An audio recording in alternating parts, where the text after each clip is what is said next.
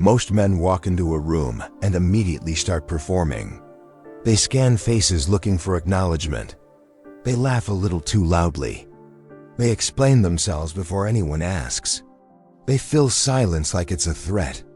And women notice all of it, not because they're watching closely, but because desperation has a frequency, and most men broadcast it constantly without realizing it. You've seen both types. The man who's working the room, touching shoulders, talking too much, laughing at his own jokes, positioning himself so someone, anyone, will pay attention. And then the other man, still, measured, not cold, not arrogant, just completely at home inside himself. He doesn't need the room to validate him because he already arrived validated. The first man is exhausting to be around. The second man creates a gravitational pull that even he doesn't fully understand. The difference isn't looks. It's not status or money. It's not a technique you learn from a list. It's something deeper, a psychological orientation that either makes you magnetic or makes you invisible.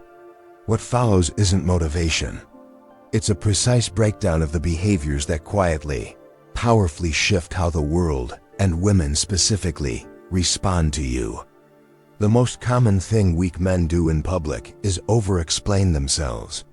Someone asks a simple question and suddenly there's a 5-sentence justification, an apology woven in somewhere, and a nervous smile at the end to make sure everything landed well. This pattern signals one thing: you don't trust your own reality. You're asking for permission to exist as you are, and women can feel that from across a room. It creates a subtle but immediate loss of attraction because attraction is built on perceived strength, and strength doesn't explain itself without cause. The powerful alternative is economy of language. You say what is true clearly without decoration or apology. Someone challenges your opinion, you hold it. Not aggressively, not arrogantly, but with the calm certainty of a man who has already decided who he is. You don't argue to convince them. You simply don't collapse. This isn't rudeness. It's self-respect made visible. When you stop performing your reasoning for every person who looks at you sideways, you begin to occupy space differently. You stop shrinking to make others comfortable. And the men who stop shrinking are the ones women find themselves thinking about long after the conversation ends. There is a version of you that, when something good happens, immediately needs to tell someone. When something bothers you, it surfaces on your face within seconds. When a woman intrigues you, you tell her too much, too fast, as if rushing to emotionally undress will create connection. It won't. It creates the opposite. Emotional flooding is not depth. It's noise.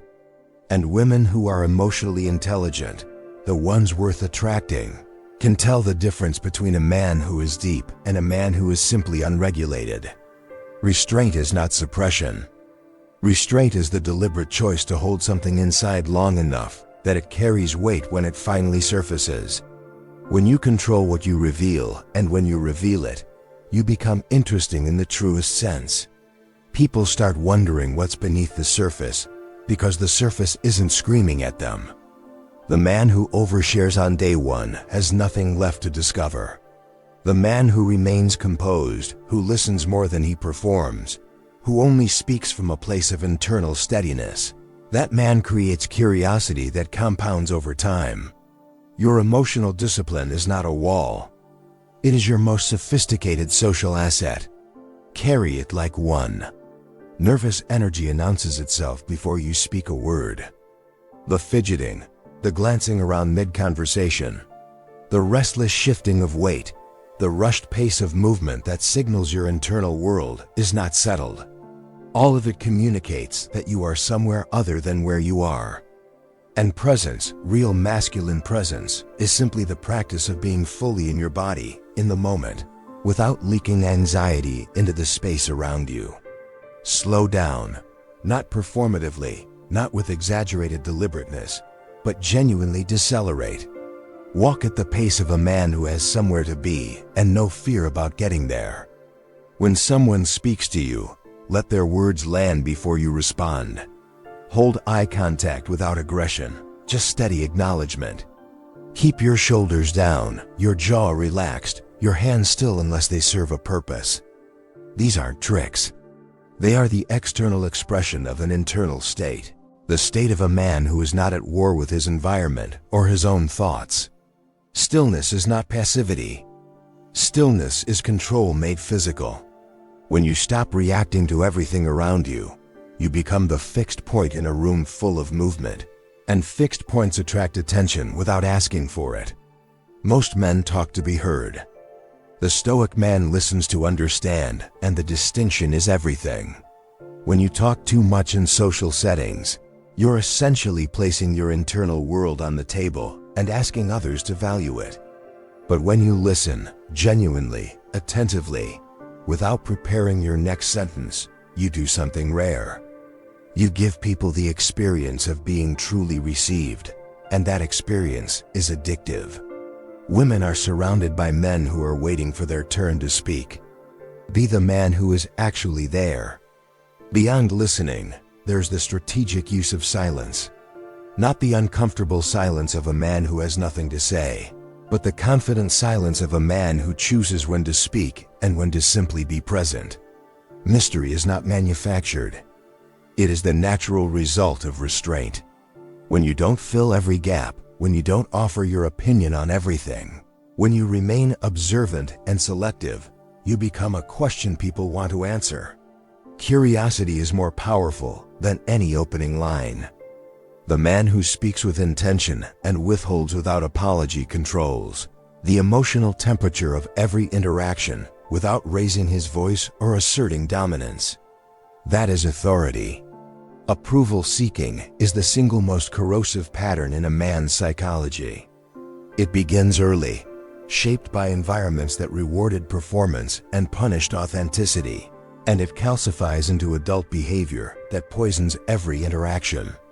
You laugh when you don't find something funny. You agree when you don't. You text twice when she doesn't respond. You reshape your opinions when you sense friction. And each time you do this, you lose a small piece of the identity that would have actually attracted her. Rejection is not a verdict on your worth. It is information about compatibility, timing, or preference, and a man who understands this doesn't collapse when it happens. He recalibrates and moves forward without drama. Non-neediness is not emotional numbness. It is self-sufficiency so complete that external outcomes stop dictating your internal state. You are the source of your own validation. This shift, truly internalizing it, not just reciting it, changes everything. Women do not want to be someone's emotional salvation. They are drawn to men who are already complete, who extend from abundance rather than scarcity. When you stop needing the outcome becomes far more likely to arrive. That is not manipulation. That is simply what freedom looks like from the outside. Everything covered in this script points toward one thing: a man who knows who he is and doesn't negotiate that knowledge under social pressure. He is not performing stoicism to attract women. He is not deploying techniques to manufacture mystery. He has simply done the internal work, consistently, quietly, without external validation, until his identity became something he stands inside rather than something he displays. This man doesn't shift his opinions when challenged. He doesn't accelerate in social settings hoping someone notices. He doesn't require a woman's interest to feel like he matters. He walks into public spaces fully inhabited, his attention unhurried, his presence self-contained. Every principle in this script: behavioral economy, emotional restraint, physical stillness, listening over talking, detachment from approval, they all converge here, in this evolved version of you that isn't performing for anyone. The performance mindset is finished. You are not here to be chosen. You are here to live according to your own standard and let the right people align with that reality. Identity is not built from attraction. Attraction is built from identity. When you fully embody that sequence, when you stop reversing it, everything around you begins to shift without effort. You already know the man you're becoming. This script just gave him language. Stop waiting for the moment you feel ready. That moment is a myth designed to keep you performing instead of being. The work begins now, in the next public space you walk into, in the next conversation where you choose stillness over reaction. If this reframed something real in you today, comment the word identity below. Let that be your declaration, not for anyone else, but for yourself. Subscribe to Anonymous Achiever if you want content that treats you like a man capable of genuine transformation. That man already exists. Go be him.